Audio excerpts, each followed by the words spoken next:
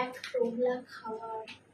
আজকে রাত্রিবেলা চলে এসছে নতুন একটা পুটলি ভর্তি করে খাবার নিয়ে। তো চলো এর ভিতরে কি আছে এখন দেখবো।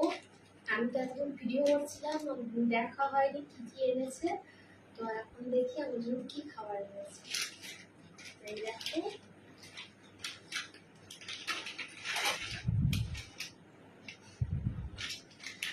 আমার এই চিপসটা খুব ভালো লাগে খেতে। এই সবুজ প্যাকেটটা ভীষণ ভীষণ পছন্দ। যখন খুব খিদে পায় তখন এই চিপস খেতে একটু ইচ্ছা করে। তো আমার মন পছন্দ জিনিস এনেছে।